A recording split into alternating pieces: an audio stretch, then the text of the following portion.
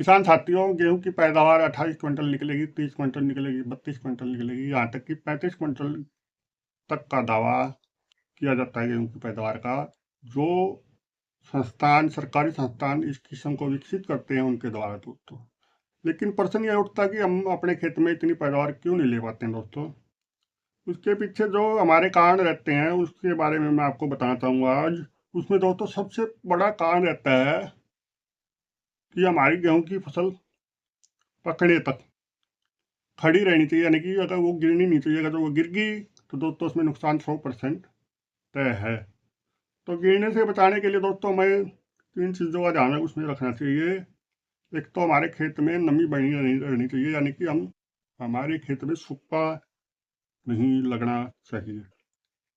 सूखा लग गया तो दोस्तों उसकी जड़ें कमज़ोर हो जाती हैं गेहूं की, और उसके बाद जब हम उसमें एकदम से पानी छोड़ते हैं तो पानी देते हैं तो दोस्तों उससे गेहूं की फसल हमारी गिर जाती है। दूसरा जो कारण होता है दोस्तों उसमें होता है कि हम तेज हवा में अगर जो ट्यूबवेल का नहर का पानी अगर जो अपने खेत में छोड़ देंगे तो उससे भी दोस्तों गेहूं का गिरना तय है। उसके बाद दोस्तों जो प्रमुख कारण रहता है, एक और कारण है, वो होता है कि पौधे का तने का कमजोर होना। दोस्तों अगर जो हमारा पौधे का तना मजबूत है तो उसमें गिरने की संभावना बहुत ज़्यादा कम रहती है। तो उसके लिए हमें गर्भावस्था के दौरान यानी कि गाभे में एक स्प्रे 05234 का करना दोस्तों जरूर करना चाहिए। यानी कि 1 किलो 05234 को 150 लीटर पानी में मिला करके हम अपने गेहूं की फसल में स्प्रे कर दें। और दोस्तों अगर जो उसके बाद फसल गिरती है तो वो बरसात और तेज हवाओं के कारण, यानी कि वो भगवान के हाथ में है, हमारे हाथ में दोस्तों नहीं है वो। तो दोस्तों दूसरा जो है गेहूं की बालियां। गेहूं की बालियां अगर जो हमारी लंबी होंगी और दाना मोटा होगा दोस्तों, उससे तो ऑटोमेटिकली हमें पता होगा कि हमारी गेहूं की पैदावार हाई निकलेगी। तो दोस्तों जो गेहूं की बालिया की जो लंबाई है वो गर्भावस्था यानी कि गाभे के दौरान ही तय होती है, जब उसकी बालियां तने के अंदर होती है। बाहर निकलने के बाद तो दोस्तों कोई ऐसी ताकत है नहीं जो उस बालियों की लेंथ बढ़ा देगी, यानी कि लंबाई बढ़ा देगी। बाहर जब बालियां बाहर निकल आए दोस्तों उस समय पे तो सिर्फ हम उसका दाना का जो मोटा है या फिर वजनदार है वही कर सकते हैं। तो दोस्तों दाना की जो बढ़वार, जो बालियों की बढ़वार है दोस्तों, उसके लिए जो गाभे के दौरान मैंने बताया 05234 का स्प्रे वो हम उसमें करना चाहिए। और दाना मजबूत करने के लिए दोस्तों उसमें कई कारण होते हैं। सबसे बड़ा कारण क्या होता है कि हमें अपने खेत में लगातार निरीक्षण करना चाहिए। जैसे दोस्तों हमारा जो पशु है, भैंस है, वो ब्यात आती है तो हमें उसका ध्यान रखना चाहिए। ऐसे ही गर्भावस्था के दौरान या बालियां निकलने के दौरान, गेहूं के दूध बढ़ने के दौरान दोस्तों, पकने के दौरान हमें अपने खेत का खास निरीक्षण करना चाहिए, खास उसका देखभाल करनी चाहिए।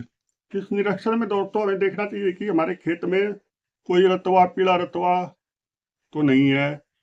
उसमें पीले रतवे में दोस्तों गेहूं के ऊपर पीले पीले रंग की हल्दी जैसा पाउडर होता है।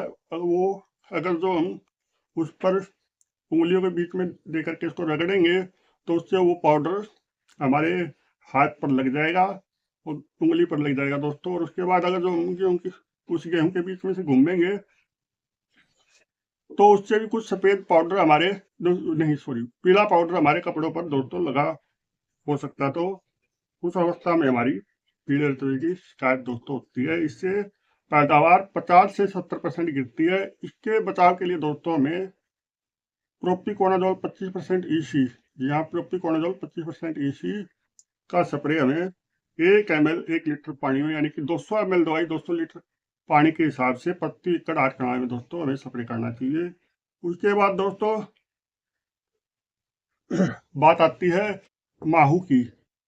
माहू वो कीट होता है दोस्तों जो आप देखते हैं, चिप्पा भी बोलते हैं इसको, कई जगह आड़ भी बोलते हैं इसको, कई जगह इसको मच्छर भी बोलते हैं। तो दोस्तों ये हरे रंग से लेकर के पीले रंग तक यानी कि काले रंग तक भी हो सकता है। ये गेहूं की बालियों के ऊपर चिपट के या दोस्तों गेहूं की पत्ती के ऊपर चिपट के उसका रस चूसता है, जिससे हमारे दाने में गंभीर स्थिति होती है दोस्तों, यानी कि गंभीर उसमें नुकसान होता है। तो इसके बचाव के लिए दोस्तों हम उसमें 50 ml imidacloprid 50 ml imidacloprid 17.8 SL 17.8 SL का स्प्रे 50 ml दोस्तों लीटर पानी के हिसाब से दोस्तों हमें अपने खेत में प्रति एकड़ 8 कनाल में करना चाहिए। अब सवाल उठता है कि दोस्तों हम प्रोपिकोनाजोल का इमिडाक्लोप्रिड का मिला करके स्प्रे कर सकते हैं। तो दोस्तों इसमें हाँ, हम इसका मिला करके स्प्रे कर सकते हैं, लेकिन इसमें हमें दोनों का घोल अलग अलग बनाना चाहिए और टंकी में दोस्तों दोनों को इकट्ठा कर लेना चाहिए। तीसरा जो सबसे प्रमुख कारण है दोस्तों पैदावार गिरने का, वो होता है हीट स्ट्रोक। हीट स्ट्रोक की बात करूं तो दोस्तों हीट स्ट्रोक का मतलब होता है कि बालियां बनने के दौरान या फिर गाभे के दौरान या फिर दोस्तों दूध बढ़ने के दौरान या फिर पकने के दौरान जो हमारे तापमान है वो सामान्य से अधिक हो जाता है, तो उसे हीट स्ट्रोक कहते हैं दोस्तों। उससे पौधा तनाव भी आता है और दाने बढ़ने की प्रक्रिया में गंभीर हानि होती है दोस्तों उससे।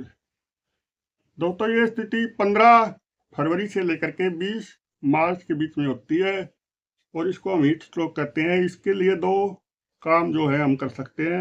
मैंने जैसे आपको पहले बताया कि हमारे खेत में सूखा लगा नहीं होना चाहिए, नमी होनी चाहिए। दूसरा दोस्तों इसमें हम पोटेशियम नाइट्रेट, ध्यान कीजिएगा, पोटेशियम नाइट्रेट यानी कि 13,045 1 किलो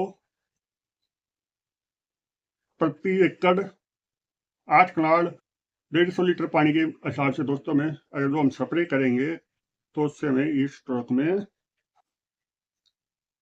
बहुत ज़्यादा फायदा दोस्तों इसमें मिलेगा, यानी कि हमारी फसलें जो है गर्मी के दबाव में कम आएंगी।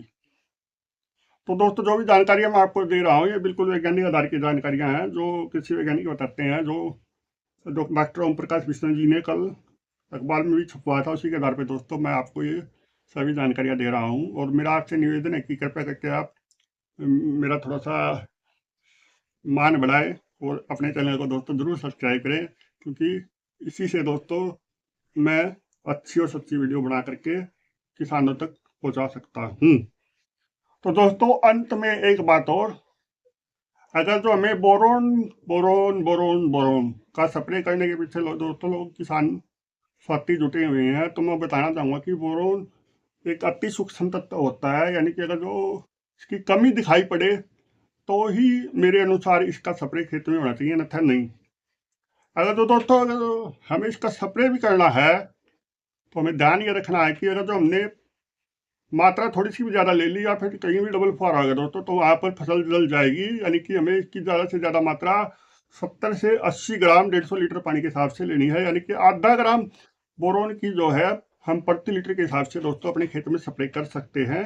लेकिन हमें ध्यान रखना है कि कहीं भी डबल फुहारा ना हो और बोरोन की दोस्तों डोज ज़्यादा ना हो। तो इसी के साथ दोस्तों अंत में आपको वीडियो कैसी लगी ये जरूर बताना, कमेंट में कोई प्रश्न हो आपका जरूर पूछना, और दोस्तों अगर तो मैंने कहीं गलती की हो तो वो भी जरूर आप कमेंट में बताना। तो दोस्तों मैं आपसे रिक्वेस्ट करता हूं कि आप कृपया करके चैनल को सब्सक्राइब करें। और दोस्तों इसी के साथ राम राम, जय जवान जय किसान, धन्यवाद दोस्तों।